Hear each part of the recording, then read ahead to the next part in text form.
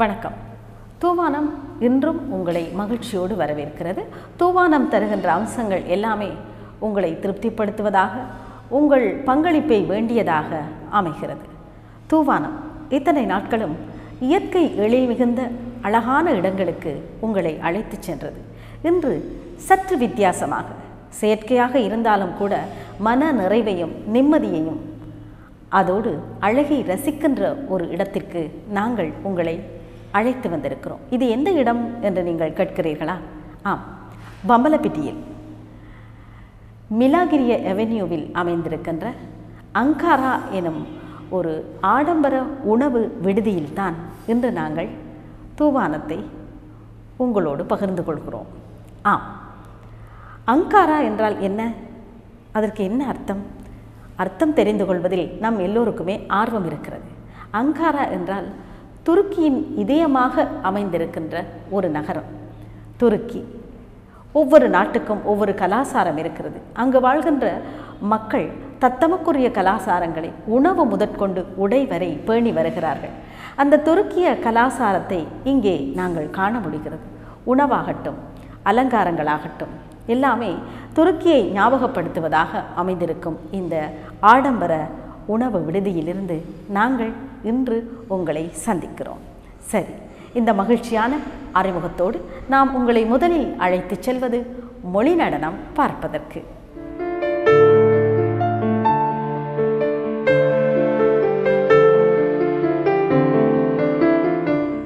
சிறிய கபட் 2, பெரிய கபட் 2, 2 கட்டில்கள், ஒரு லொட்டு ரேடியோ, புள்ளி அடிக்கிற பழைய டிவி, கரப்பான் பூச்சி கோபுரமாய் கதவு மூலையில் சில சப்பாத்துக்கள், 4-5 கதிரை, யூசுப் சுலைஹா, மாங்கனி, பாண்டியன் பரிசு, குடும்ப விளக்கு, குறிஞ்சித்திட்டு, வனவாசம், இயேசுகாவியம், குணங்குடி மஸ்தான், இவர்களை சுமந்த என் புத்தக அலுமாரி, ஒரு தையல் மெஷின். வீட்டுக்கு குடிவந்த முதல் நாள் மூத்த மகன் அலுமாரி கபட்டுக்களை அடுக்கி ஒரு மாதிரி ஆக்கினான், ஒரு சிறிய அறை மாதிரி. சாமான்களை, வீட்டு சாமான்களை அவன் ஒழுங்குபடுத்தி ஒதுக்கிய அமைப்பில் சத்தியமாக எனக்கு முழு திருப்தி இல்லை. நடக்கக்கூட இடமில்லை, போக வர இயலா மகன் என்றேன். இது அங்கே போகணும், அது இங்கே வரணும், இந்த ஒழுங்கு சரிவாப்பா என்றான் மகன். ஒரு வாரம் கழித்து வீட்டு சாமான்களை வெவ்வேறு கோணங்களில் மாற்றி வைத்து அழகு பார்த்தேன். திருப்தி இல்லை. மறுவாரம் கழித்து மற்றுமொரு மாற்றம், திருப்தி இல்லை. 3 வாரம் கழித்து மற்றுமொரு மாற்றம், அதிலும் திருப்தி இல்லை. ஈற்றில், என் வீட்டில் என்ன ஆச்சரியம்! இப்பொழுது நான் வைத்த ஒழுங்கமைப்பில் எனக்கு முழு திருப்தி. மகன் வந்து சொன்னான், என்னவாப்பா, பழையபடி நான் வைத்த ஒழுங்கிலேயே வைத்திருக்கிறீர்கள். 50லும் 50லும் இன்னும் ஒழுங்காக திட்டமிடத் தெரியாத இயலாமையின் அவமானத்தில் மௌனித்தேன் நான். முடிவாக நம் வாழ்க்கை முடிய ஆரம்பிக்கிற பொழுது,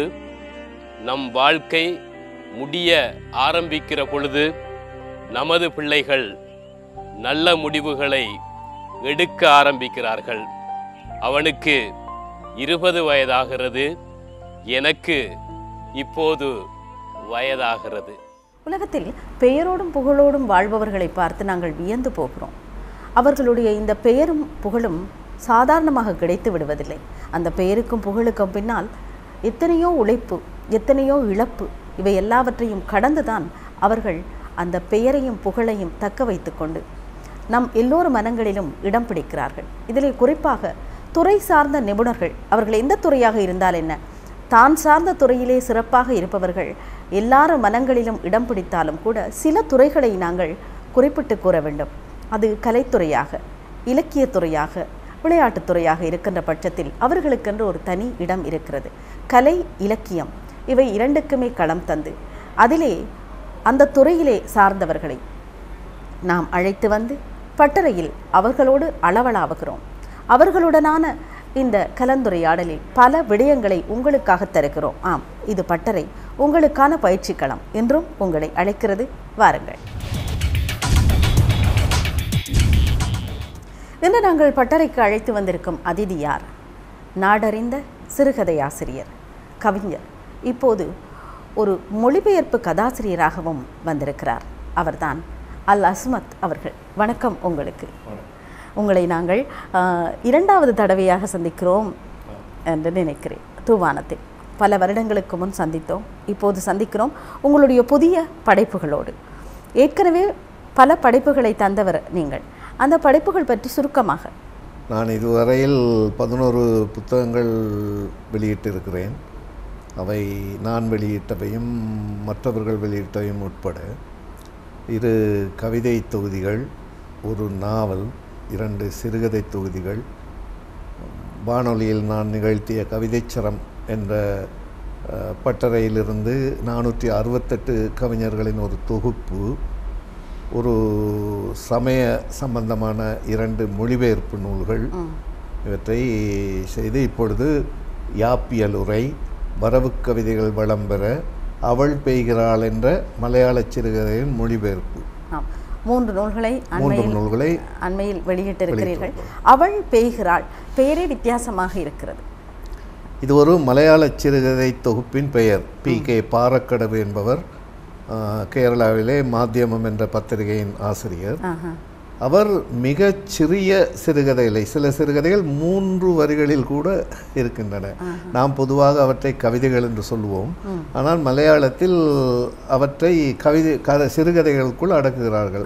அரசொல் சிறுகதை என்று மேல்நாடுகளில் விளங்குவதைப் போல இது அமைகிறது.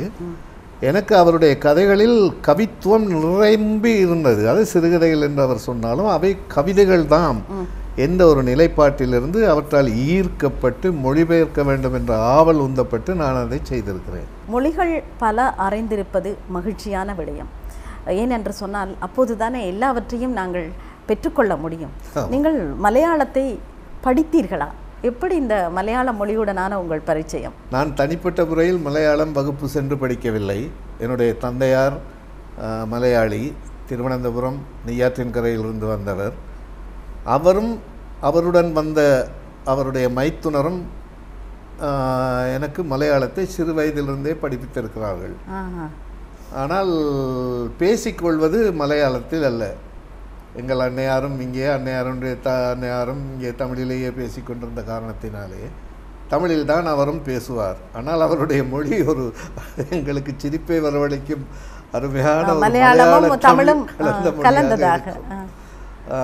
அந்த நிலையிலும் அந்த சிறு வயதில் சிலையில் எழுதிய எழுத்தை போல இன்னும் அந்த மலையாள மொழி இருந்தது.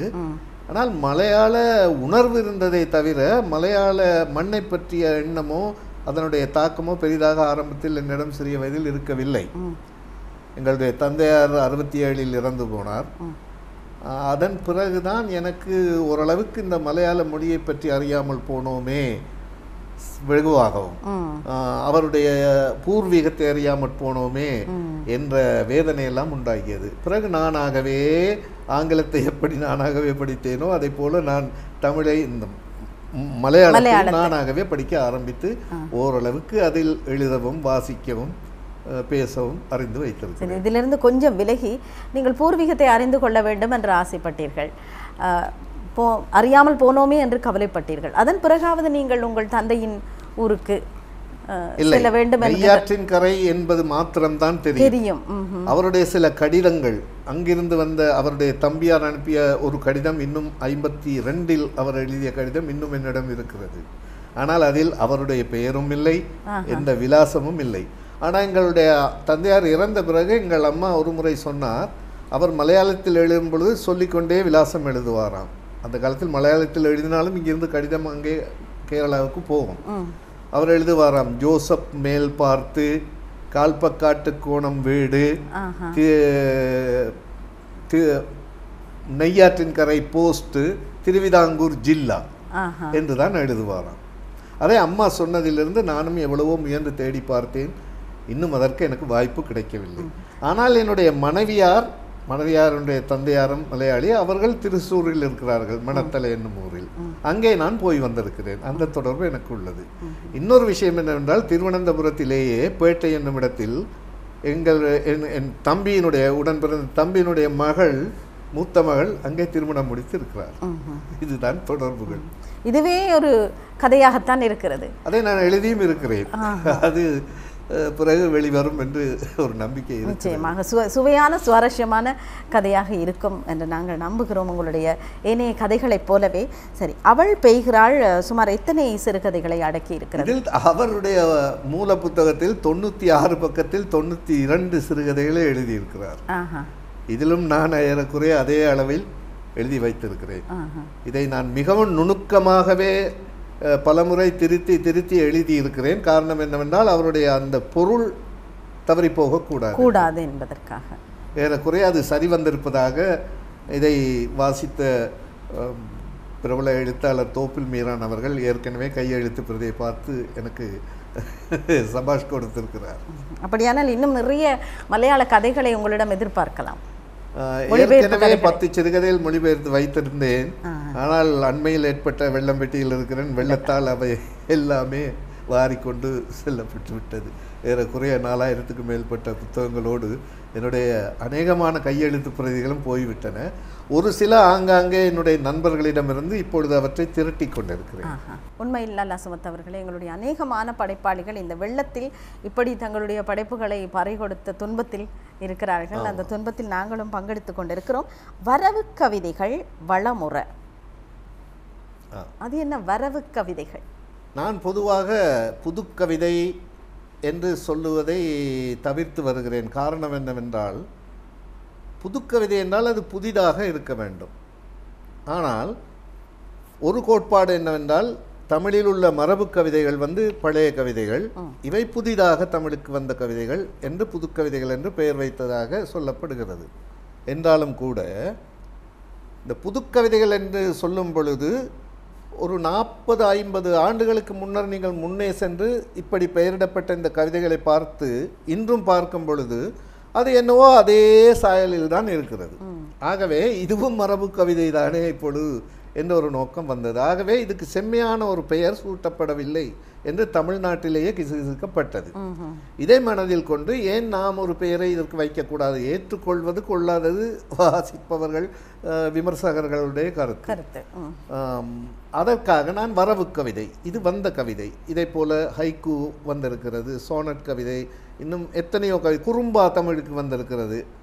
மகாகவி அவர்கள் லிமரிக்ஸ் என்ற ஆங்கில அந்த கவிதை வடிவத்தை லிமரிக்ஸ் என்பதை தமிழில் குறும்பா என்ற பெயரில் வைத்திருக்கிறார். அது மிகவும் பிரசித்தமான கவிதை. ஆனால் ஏனோ பலர் அதனை தொட்டு செல்வதில் தயக்கம் காட்டியிருக்கிறார்கள். சிலர் அதில் நல்ல முயற்சியும் செய்திருக்கிறார்கள்.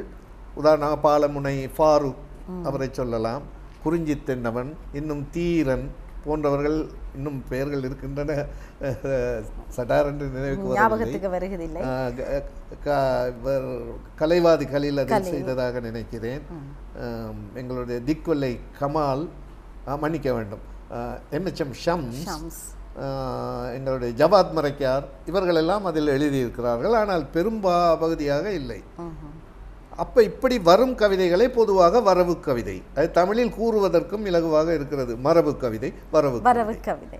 இந்த வரவு கவிதை என்கின்ற பிரயோகத்துக்கு எந்த அளவுக்கு வரவேற்பு இருக்கிறது? அதை சொல்ல முடியாது. அது வரவேற்பவர்களை பொறுத்தது.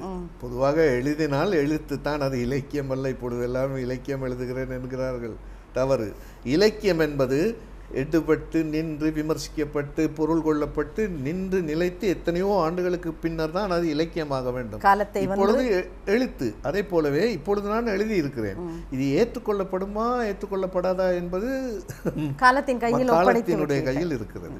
வரவு கவிதைகள் வளமுற என்ற உங்களுடைய நூலின் பொருளடக்கத்திலே புதுக்கவிதை என்னும் பெயர் செம்மையானது தானா, வெற்றுக்கூச்சல்கள், கவிதை செழுமை, தமிழ் பாக்களின் தொன்மை என்று பல தலைப்புகளை தந்திருக்கிறீர்கள்.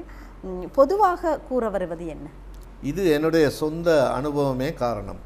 நான் 1958 முதலில் 10 வரிக்குரிய ஒரு விடுகதைத்தான் எழுதியிருந்தேன். அதன் பிறகு தொடர்ந்து பல விடுகதைகளை எழுதி வந்தேன். ஒவ்வொரு விடுகதையும் சிறுகதை அளவுக்கு பெரியவையாக இருந்தன. அதன் பிறகு கட்டுரைகள் எழுதி வந்தேன். பிறகு சிறுகதைகள் எழுதினேன். என்னுடைய முதலாவது சிறுகதை வெளிவந்தது 1964. அந்த முதல் சிறுகதைக்கு இடையிலே நான் ஏறக்குறைய 30க்கும் மேற்பட்ட சிறுகதைகளை எழுதி பயின்றிருக்கிறேன். அதன் பிறகுதான் இந்த சிறுகதை வெளிவந்தது. அந்த 30ம் அப்படியே முடிந்துவிட்டது. அதன் பிறகு 65 தான் என்னுடைய முதலாவது கவிதை வந்தது. நான் இதை ஏன் சொல்கிறேன் என்றால், கவிதை மிகவும் உச்சகட்டத்தில் உள்ள ஒரு இலக்கியம்.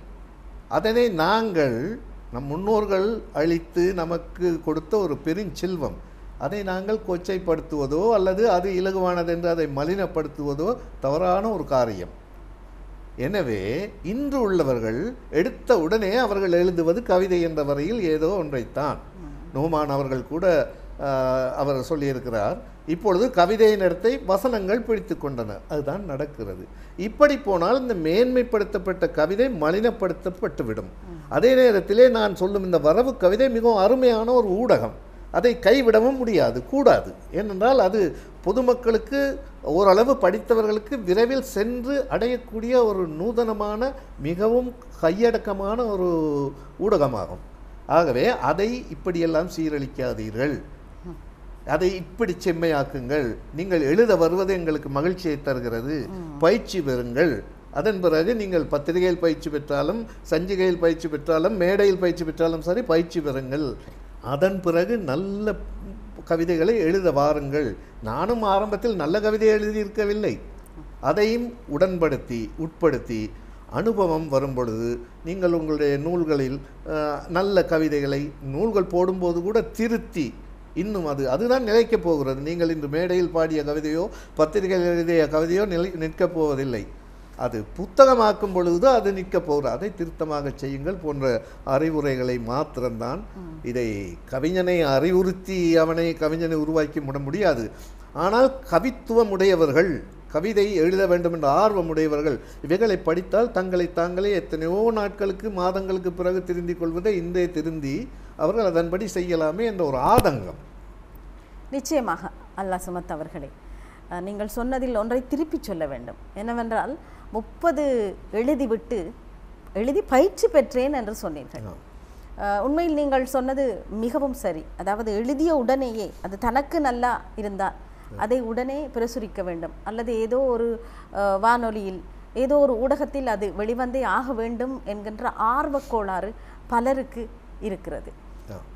தங்களை வளர்த்து கொள்ள வேண்டும் என்கின்ற நிலைமையை அவர்கள் மறந்து விட்டார்கள் என்று தான் கூற வேண்டும். இது உண்மையில் அவர்கள் நேசிக்கின்ற துறைக்கு, அது எந்த துறையாக இருந்தால் என்ன, கலையாக இருந்தாலும் எழுத்தாக இருந்தால் என்ன, அவர்கள் செய்கின்ற துரோகமாகவே ஆகிவிடும். எனவே தான் நாங்கள் உங்களை போன்ற ஆளுமைகளை அழைத்து வந்து உங்களிடமிருந்து விடயங்களை பெறுகின்ற போது அது அவர்களுக்கு, அதாவது தாங்கள் வளர வேண்டும், நானும் படைக்க வேண்டும், துறை சார்ந்து நானும் எதையாவது செய்ய வேண்டும் என்று நினைக்கிறவர்களுக்கு உங்களுடைய பேச்சு, உங்களை போன்றவர்களின் கருத்து நல்ல ஒரு விட்டமின் மாத்திரையாக அல்லது ஆலோசனையாக இருக்கும்.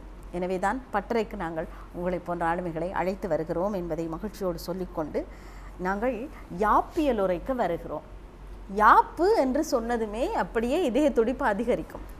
யாப்பு என்றாலே ஒரு பயம், இல்லை இலக்கணம் என்று சொன்னாலே ஒரு பயம்தான்.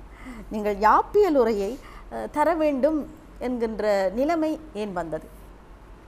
யாப்பியல் உரை படிப்பாங்களா, இதை எடுத்து வாசிப்பார்களா என்கின்ற ஒரு கேள்விக்குறியும் எழுகிறது. யாப்பியல் என்பது அது என்னுடைய சொந்த சரக்கு அல்ல, அதை நம் முன்னோர்கள் வகுத்திருக்கிறார்கள். அந்த வகுப்பு எல்லாம் கவிதையில் தான் இருக்கிறது. அதை விளங்கிக் கொள்ளவே இவர் வேறாக படிக்க வேண்டியிருக்கும். அதுவும் போக யாப்பு அந்த காலத்தில் பெரும் பண்டிதர்கள் அந்த பரீட்சையிலே சித்தி அடைந்த பிறகுதான் யாப்பு அவர்களுடைய கைக்கு செல்லுகிறது. ஆகவே அவர்களுக்கு அது விளங்கும். சாதாரணமான பொதுவான கல்வித்தரமுடையவர்களுக்கு அது விளங்காது. ஏனென்றால் நான் சாதாரண கல்வியுடையவன் தான். நான் எவ்வளவோ இடர்பாடு அடைந்திருக்கிறேன் அவர்களுடைய அந்த வசனங்களை விளங்கிக் கொள்ள முடியாமல். அந்த விளக்கங்களை உரை எழுதியவர்களுடைய கவிதை நடையில் தான் எழுதியிருந்தார்கள். இதனால் தான் இது பயமாக அச்சமாக இருக்கிறதே தவிர இதிலே உள்ள விஷயங்களை நீங்கள் பார்க்கும் பொழுது மிகவும் இலகுவாக இது இருக்கிறதே என்று விளங்கிக் கொள்வீர்கள். அதை அந்த எளிமைப்படுத்தி நான் கொடுத்திருக்கிறேன். இன்றைய காலகட்டத்துக்கு இது தேவைப்படலாம் இல்லை தேவைப்படாமலும் போகலாம் என்ற ஒரு நிலை இருந்தாலும் நான் எழுத வேண்டுமே என்ற 30-35 ஆண்டுகளாக நான் இதை யோசித்து கொண்டிருந்திருக்கிறேன். ஏனென்றால் இந்த சில உதாரணமாக வெண்பாவை எடுத்துக்கொள்வோம். இறுக்கமான இலக்கணம் என்று சொல்லுகிறோம், அது உண்மை. அதை விளங்கிக் கொள்ள இவர்கள் கொடுக்கும் அந்த பாடம் மிகவும் கடினம். அதை விளங்கிக் கொள்ளவே முடியாமல் இருக்கிறது. அதை எளிதுபடுத்த வேண்டும் என்பதுதான் என்னுடைய முதல் நோக்கமாக இருந்தது. வெண்பாவில் சில பிழைகள் வந்துவிட்டால் இது வெண்பாவல்ல என்று தூக்கி போடுவதோடு அவரை இழிவு செய்வது, அவரை விளக்க பார்ப்பதெல்லாம் நடக்கிற ஒரு உலகத்தில் நாங்கள் இருக்கிறோம். மிகவும் தவறான கொள்கை. வெண்பாவில் தவறான வரி, அதாவது பிழையான அமைப்புள்ளதும் ஏற்றுக்கொள்ளப்பட்டுள்ளது என்பதையும் நான் இதில் தந்திருக்கிறேன். வரலாறு அதற்கு சான்று பகர்கிறது. ஆனால் அதற்கு வெண்பா என்று பெயர் அல்ல, கலி வெண்பா என்று சொல்லலாம். சவலை வெண்பா என்று ஒன்று இருக்கிறது. ஆசிரியப்பாவில் இத்தனை அடிகள் தான் வர வேண்டும் என்று 4 சீர்கள் தான் வர வேண்டும் என்று சொல்லுகிறோம். 5 சீர்கள் 6 சீர்கள் வந்து ஆசிரியப்பாக்களும் இருக்கின்றன. இப்படி இந்த ஓசை அளவு ஒத்த சொற்களை வைத்து கட்டுவது தான் இது யாப்பியல் இலக்கணம். யாப்பு என்பது அது மிகவும் திறமாக மிகவும் விளங்கிக் கொள்ள முடியுடைய தமிழ் கவிதைக்கும் உரைநடைக்கும் வித்தியாசத்தை சொல்லுகிறது. அளவான சொற்களை கொண்டு எழுதப்பட்ட எல்லாமே கவிதை, அளவில்லாத சொற்களை கொண்டு எழுதப்பட்டவை உரைநடை. இவ்வளவுதான் கவிதைக்கும் உரைநடைக்கும் உள்ள வித்தியாசம் என்று தமிழ் தெள்ளத் தெளிவாக கூறியிருக்கிறது. இதை யாரும் நமக்கு சொல்வதில்லை. இதை நான் சொல்ல வேண்டும் என்று நினைத்தேன். அதன் பிரதிபலனாகத்தான் மிகவும் எளிமையான முறையிலே வாசித்தால் விளங்கிக் கொள்ள கூடிய முறையிலே நான் இதனை எழுத நினைத்தேன். இது 1-2 ஆண்டுகளுக்குள் எழுதப்பட்டதல்ல. ஏறக்குறைய இதை நான் தொடங்கி 10 ஆண்டுகள் ஆகியிருக்கின்றன. ஒவ்வொரு முறையும் நான் எடுத்து பல நூல்களை வாசித்து அவர்கள் என்ன சொல்லுகிறார்கள், அது சரியா பிழையா என்பதையெல்லாம் இதில் ஒரு ஆய்வு கண்ணோட்டத்தோடு தான் நான் ஒரு விளக்கம் அது இது இப்பொழுது வாசகர்களுக்கு சமர்ப்பிக்கப்படுகிறது. நீங்கள் மரபு கவிதை தான் எழுத வேண்டும் என்று இல்லை, அதாவது தமிழ் கவிதை தான் எழுத வேண்டும் என்று இல்லை. இதை தெரிந்து கொள்ளுங்கள். உங்களுக்கு ஆசை இருந்தால் எழுதுங்கள். நமக்கு அரிய பொக்கிஷமாக கிடைத்த கவிதைத்துவம் தமிழில் இல்லாமல் போய்விடக்கூடாது என்ற அச்சமும் எனக்குள் இருக்கிறது. நிச்சயமாக இந்த கலைத்துறையில் கல்வி கற்பது என்பது கூட அவ்வளவு பெரிதாக மதிப்புக்குரியதாக இல்லாத நிலையில் தமிழாக படிக்கப் போகிறீர்கள், தமிழ் படித்து ஆகப் போவதென்ன, அதையும் விட தமிழ் ஐயோ அது ரொம்ப கஷ்டமே, இலக்கணம் எல்லாம் இருக்குமே என்று பயமுறுத்துகின்ற அளவுக்கு இப்போது பாடசாலை மாணவர்களும் கூட பயந்த ஒரு நிலையில் தான் இருக்கிறார்கள் பரீட்சைக்கு தயாராவதற்கு கூட. பல்கலைக்கழக மட்டத்திலே தமிழை ஒரு பாடமாக எடுப்பவர்கள் இந்த யாப்பு என்றால் என்ன, யாப்பு எல்லாம் அவர்களுக்கு தெரிந்ததாக இருக்கிறது. இது தவிர சிலர் முனைப்போடு நான் நல்ல கவிதை தர வேண்டும், படைக்க வேண்டும், நல்ல பாடல் தர வேண்டும் என்று நினைக்கிறவர்கள் ஆர்வத்தோடு இந்த இலக்கணங்களை படிப்பவர்களையும் நாங்கள் காணக்கூடியதாக இருக்கிறது. நான் திரும்பவும் அதுக்கு கேட்ட கேள்வியே தான், என்ன துணிவோடு இந்த புத்தகத்தை நீங்கள் தந்திருக்கிறீர்கள்? படித்தால் படியுங்கள் என்று நீங்கள் சொன்னீர்கள், உங்களுக்கு வேண்டுமாக இருந்தால் எடுத்துக்கொள்ளுங்கள் என்று. ஆனால் ஒரு துணிவு உங்களுக்கு வந்திருக்கிறது, இந்த புத்தகத்தை நான் தரப்போகிறேன் என்று. பொதுவாக மொழியை பற்றி கூற வேண்டுமானால் அவ்வம் மொழியில் உள்ளவர்களுக்கு அவ்வம் மொழிதான் மிகவும் சிறந்த மொழி, தமிழ்தான் மிகச்சிறந்தது என்று நான் சொல்ல முடியாது. ஆனால் நான் சொல்லுவேன், நான் தமிழ் படித்திருப்பதால். ஆங்கிலம்தான் சிறந்த மொழி என்று நீங்கள் கூறுவீர்கள், நீங்கள் ஆங்கில மொழியிலேயே இருந்திருந்தால். இது ஒவ்வொருவருக்கும் உள்ள சுதந்திரம். தமிழில் பல இலக்கணங்கள் இருக்கின்றன, பயமாக இருக்கிறது என்று சொல்லும் பொழுதும் மற்ற மொழிகளிலும் அதே இலக்கணங்கள் இருக்கின்றன என்பதை இவர்கள் தெரிந்து கொள்ள வேண்டும். பொதுவாக மொழியில் ஒரு காழ்ப்புணர்ச்சியோ வெறுப்போ அல்லது கோபமோ அச்சமோ இருந்தால் இவருக்கு எந்த மொழியும் வராது. நான் தமிழை நன்றாக ஓரளவு எனக்கு தெரிந்த மட்டிலும் நன்றாக படித்ததால் மற்றைய மொழிகளை எனக்கு கற்பது மிகவும் இலகுவாக இருந்தது. இது ஒரு உளவியல் தத்துவம் என்று கூறுகிறார்கள். இன்று பாடசாலை மட்டத்தில் பார்க்கும் பொழுது தமிழ் மிகவும் மோசமாக இருப்பதை நான் அறிவேன்.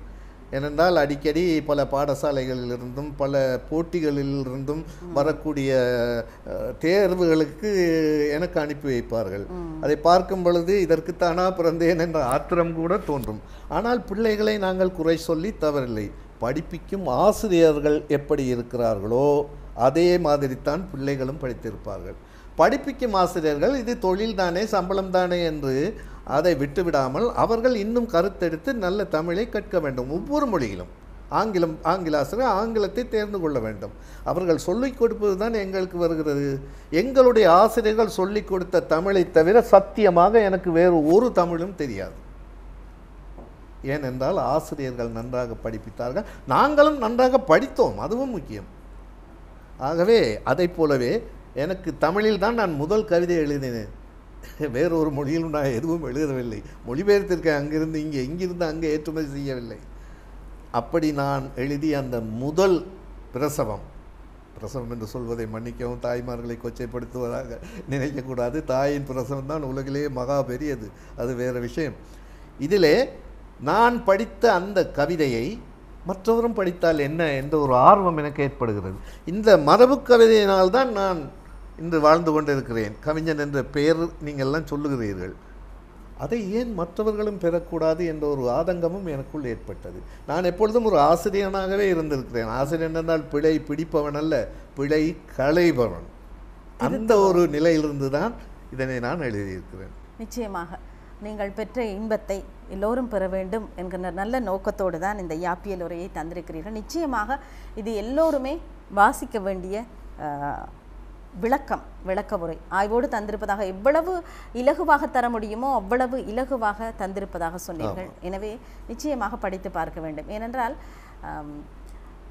தன் தாய்மொழியை நேசிக்கும் ஒருவனுக்குத்தான் எல்லாமே இலகுவாக கிடைக்கும் என்று சொன்னீர்கள். அதாவது எல்லா மொழிகளையும் கற்கக்கூடிய வாய்ப்பு கிடைக்கும் என்று ஒரு கவலையையும் வெளியிட்டீர்கள். பாடசாலை மட்டத்திலே தமிழ் மொழி பிரயோகம் என்று சொல்லலாம் இல்லையா, அது கொஞ்சம் கவலைக்கிடமாக இருக்கிறது என்று. ஊடகத்துறையை பொறுத்தவரையிலே உங்களுடைய அபிப்பிராயம் என்ன? ஊடகத்துறையை பொறுத்தவரையிலும் அந்த நிலைமைதான் காணப்படுகிறது என்பதை கவலையுடன் சொல்ல வேண்டியிருக்கிறது. சில நேரங்களிலே நான் ஒரு பத்திரிகையின் ஒரு பகுதியை எடுத்து வைத்துக்கொண்டு ஒரு கோலம் வந்து பார்த்தால் அதிலே ஏறக்குறைய 50 பிழைகளாவது இருக்கிறது. சிலர் இந்த எழுத்தாளர் பத்திரிகையில் எழுதுபவர்கள், சில பத்தி எழுத்துக்காரர்கள் வாசிப்பவர்களை மடையர்கள் என்று சொல்லிக்கொண்டே எழுதுகிறார்கள். அதுதான் இங்கே நடந்திருக்கிற தவறு. இவர் தான் மடையன் என்பதை உணர்ந்தால் பத்திரிகைகள் திருந்தும். என்னென்னு கேட்டால், சின்ன பிள்ளைக்கு அந்த ஒரு மலையாள படம் பார்த்தேன். அதில் ஒன்று ஒரு என்ற 2 சொற்களுக்குள்ளே ஒரு வித்தியாசம் இருக்கிறது. ஒரு என்றால் ஒன்று, ஒன்று என்றால் சில இடங்களில் ஒன்று என்ற அர்த்தமும் படும், ஆனால் கொஞ்சம்ங்கிற அர்த்தம். ஒன்று வரு என்றால் கொஞ்சம் வா என்பது. அப்போ ஒரு பிள்ளை அநேகமாக ஒரு 6-7 வயசு இருக்கலாம், அதை சாப்பிட்டு கொண்டு இருக்கும் பொழுது மேசையிலே என்னை கலக்கிய ஒரு வசனம் அது. ஒன்று எண்ணம் அப்படின்றார். ஒன்று எண்ணம் என்றால் ஒரு எண்ணம் என்றால் ஒரு பொருள், ஒன்று ஒன்று எண்ணிக்கைக்கு சொல்லுவது. ஒன்று எண்ணம், எனக்கு ஒன்று எண்ணம் தானே, எனக்கு ஒன்று தான் என்ற அர்த்தம். அப்போ இந்த பிள்ளை ஒன்று எண்ணம் அப்படிங்குது. உடனே தகப்பன் கேட்குறார், சுரேஷ் கோபி நடித்திருக்கிறார் என்று நினைக்கிறேன். ஒன்று எண்ணமோ அதென்ன, ஒன்று எண்ணமா அதென்ன, ஒரு எண்ணம் என்று அவர் சொல்லி கொடுக்குறார். ஒன்று என்று ஒரு எண்ணம் என்று சொல்லு, ஒன்று எண்ணம் என்று சொல்லாதே. ஆனால் நம்முடைய ஊடகவியலாளர்கள் இப்படித்தான் எழுதுகிறார்கள். ஆகவே அது அவர்களே தெரிந்து கொள்ள வேண்டிய விஷயம். ஒரு நாளுமே உதாரணமாக ஒரு வசனத்தை சொல்ல வேண்டும் என்றால், நான் கொழும்பில் இருந்து, உடனே பிரக்கெட்டில் அவர் போடுவார் கொழும்பு தலைநகர், இலங்கையின் தலைநகர். நான் யாழ்ப்பாணத்துக்கு சென்று கொண்டிருந்தேன், யாழ்ப்பாணம் இலங்கையின் வடக்கில் உள்ளது. இப்படி எழுதக்கூடிய 10 எழுத்துக்களும் இன்று பத்திரிகைகளில் வருகின்றன. நீங்கள் பார்த்தால் எல்லா பத்திரிகை எடுத்து பார்க்கும் பொழுது தெரியும். ஆனால் ஓரளவுக்கு தமிழ் பிழைகள் இல்லாமல் வரக்கூடியதாக தமிழ் மிரர், புதிதாக வந்த பத்திரிகை, வீரகேசரி தினக்குரல் போன்றவற்றை கூறலாம். இது நான் தனித்து எந்த வேறு நோக்கத்தோடு இதை கூறவில்லை, இது உண்மை. ஆனால் அந்த காலத்தில் வந்த வீரகேசரி இதைவிட மிகவும் சிறப்பாக பிழைகள் இல்லாமல் வந்தது என்பதையும் நான் கூறத்தான் வேண்டும். வீரகேசரி என்னை பெற்று வளர்த்த பத்திரிகை. உங்களுடைய அனுபவம், அத்தோடு வந்த நல்ல பல கருத்துக்கள் நிச்சயமாக இன்றைய பட்டறையோடு இணைந்திருந்தவர்களுக்கு ஒரு நல்ல வழிகாட்டியாக இருக்கும் என்ற நம்பிக்கையோடு உங்களிடமிருந்து விடைபெறுகிறோம். நன்றி, வணக்கம். வணக்கம். இணையம் கையிலேயே இருக்கிறது, எல்லாவற்றையும் பார்த்து கொள்ளலாம், படித்து கொள்ளலாம், தெரிந்து கொள்ளலாம் என்று இருந்தாலும் கூட சில அருமையான புத்தகங்களை தேடி கட்டாயமாக நாம் நூலகத்துக்கு செல்ல வேண்டும். உங்களில் எத்தனை பேருக்கு நூலகம் செல்வதற்கு நேரம் இருக்கிறது? அப்படியே சென்றாலும் எப்படி நல்ல புத்தகத்தை தேடி எடுப்பீர்கள்? நல்ல புத்தகம் என்று சொல்லும்போது வாசிக்க வேண்டிய சிறந்த புத்தகங்களைத்தான் சொல்கிறோம். அத்தகைய புத்தகங்களை யாராவது உங்களுக்கு அறிமுகப்படுத்தினால் மிகவும் இலகுவாக இருக்கும் இல்லையா? அதைத்தான் நாங்கள் செய்கிறோம். இதோ நூலகம் வாசல் திறந்து வரவேற்கிறது உங்களை நூல் அறிமுகத்துக்காக.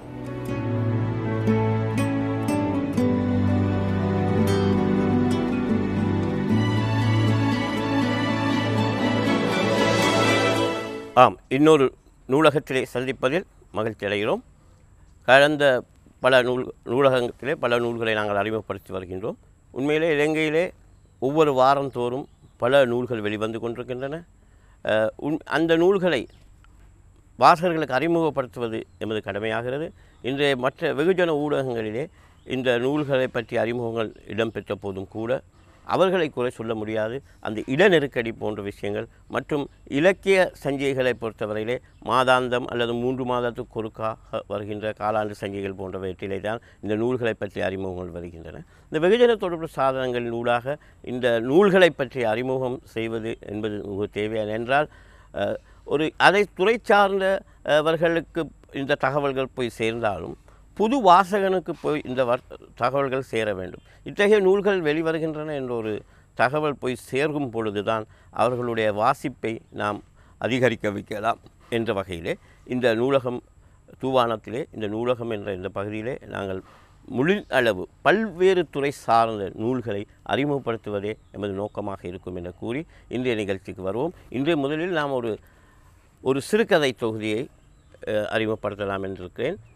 இந்த சிறுகதை தொகுதியை எழுதியவர் வி. ஜீவகுமாரன். இவர் இலங்கையை சேர்ந்தவர்.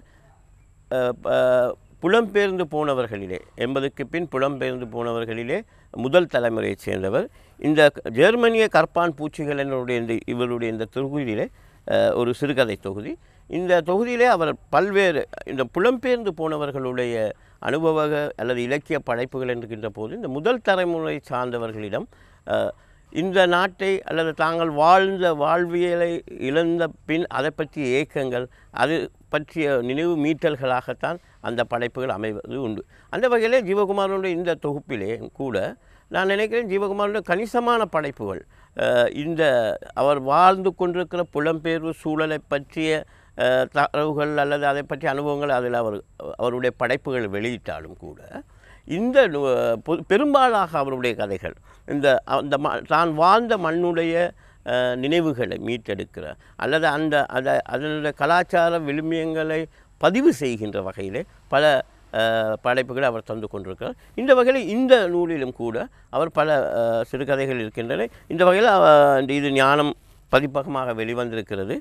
இவருடைய கதைகளிலே இந்த நான் கூறியது போல் தான் வாழ்ந்த பகுதியின் வாழ்க்கையை பற்றி பேசுகின்ற அதே நேரத்தில் அங்கு வாழ்ந்த இப்பொழுது புலம்பெயர்ந்து வாழ்ந்த சூழலில் அது எவ்வாறான அந்த சிந்தனைகள் நினைவுகள் உரசல் ஏற்படுகின்றது என்பதை பற்றியெல்லாம் பேசுவார். அந்த வகையிலே அவருடைய கதைகளினுடைய முக்கியமாக அந்த மண் வாசனை, எந்த மண் வாசனை என்கின்ற பொழுது நான் நினைக்கிறேன் ஈழத்து இலக்கியத்தினுடைய மிக முக்கியமான பண்பிலே அந்த 50களுக்கு பின் முக்கியமாக புனைவு இலக்கியத்திலே இந்த மண் வாசனை, கவிதை துறையிலே இந்த பேச்சோசை பண்பு என்ற ஒன்று வந்தது. ஆனால் இந்த மண் வாசனை என்ற வகையில் பல பிரதேசத்து இலக்கியங்கள் தங்களுடைய பிரதேசத்து பேச்சு வழக்கிலே பேச்சு மொழியிலே பெற்ற ஒரு வகையான பதிவுகளை செய்து அந்த வகையில் ஜீவகுமாரோட இந்த ஜெர்மனிய கற்பான் பூச்சிகள் என்பதிலே கூட ஒரு சிறப்பான கதைகள் அமைந்திருக்கின்றன. நிச்சயமாக சிறுகதைத்துறை ஆர்வமிக்க வாசகர்கள் தேடி படிக்கணும். அடுத்தது நாம் இன்னொரு புத்தகத்துக்கு வருகிறோம். அது ஒரு மலர் ஒன்று, கர்ணயோகம் என்ற தலைப்பிலே வெளிந்திருக்கிறது. இது கிழக்கு மாகாண பல்கலைக்கழகத்தில் பேராசிரியர் பணியாற்றும் சேனா யோகராஜா அவர்களை பற்றிய ஒரு பணி நயப்பு விழா சிறப்பு மலர். இதிலே அவரை பற்றி பல விஷயங்கள் சொல்லப்பட்டிருக்கின்றன. உண்மையிலே சேனா யோகராஜா அவர்களை பொறுத்தவரையிலே இலங்கையிலே வளர்கின்ற விமர்சகர்கள் வளர்ந்த ஒரு மிக முக்கியமான விமர்சகர்கள் ஆய்வாளர்கள். அவர் மற்ற ஆய்வாளர்களிலிருந்து அவர் மிக தனித்து நிற்கிறார் என்றால் படைப்பாளிகளோடு சேர்ந்து இயங்குகிறார், பல தரவுகளை தேடுகிறார், மிக ஆர்வமாக ஒரு சமகாலத்து விஷயங்களை வெறுமனே ஒரு ஆய்வு ரீதியாக ஒரு நீர்த்து போன தன்மையாக அல்லாமல் மிக ஆழமான பல ஆய்வுகள் பல்வேறு தலைப்புகளிலே, குறிப்பாக கிழக்கு மாகாணத்து இலக்கியங்களை பற்றி, புலம்பெயர்வு இலக்கியங்களை பற்றி எல்லாவற்றையும் அவர் மிக ஆய்வாக சொல்லி கொண்டு போகிறார். நீண்ட காலமாக பணியார். உண்மையில் அவர் ஒரு படைப்பாளியாக தன்னுடைய இலக்கிய பயணத்தை ஆரம்பித்தார். கர்ணயோகன் என்ற பெயரிலே சிறுகதை கவிதை எல்லாம் எழுதி ஆரம்பித்தவர்.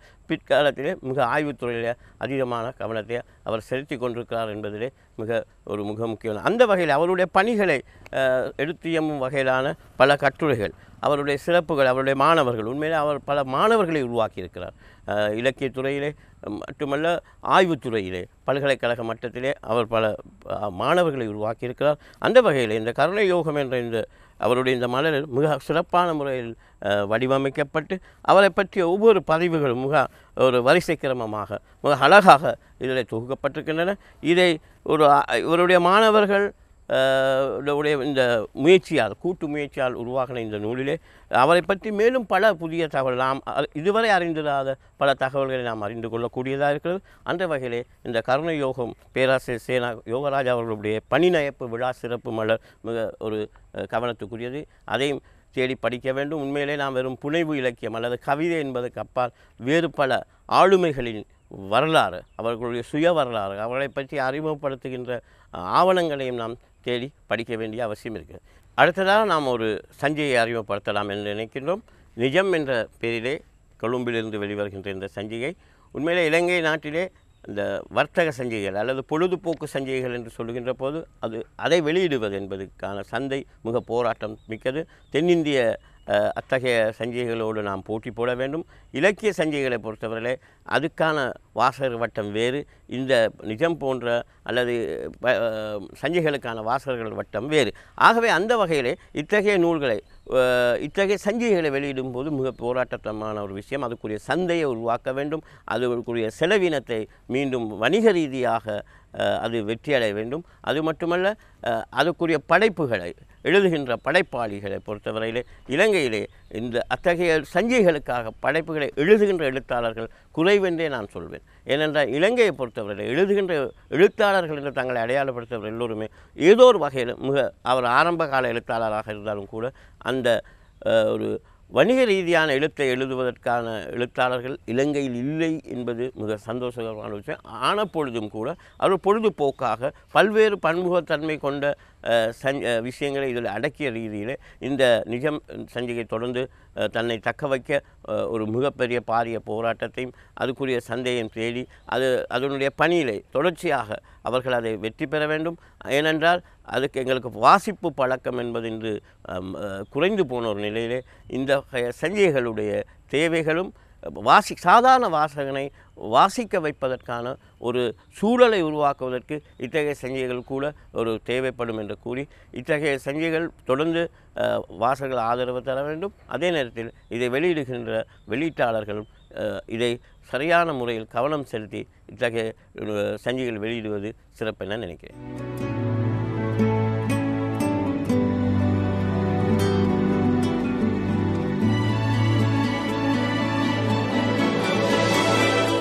இன்றைய நூலகத்தில் நாம் உங்களுக்கு அறிமுகம் செய்த நூல் வாசிக்க வேண்டும் என்கின்ற ஆர்வத்தை உங்களுக்குள் ஏற்படுத்தி இருந்தால் அது மகிழ்ச்சிக்குரிய விடயமே. சரி, நாங்கள் மீண்டும் அடுத்த வாரம் உங்களை சந்திப்போம். இப்போது விடைபெறுகிறோம். நன்றி, வணக்கம்.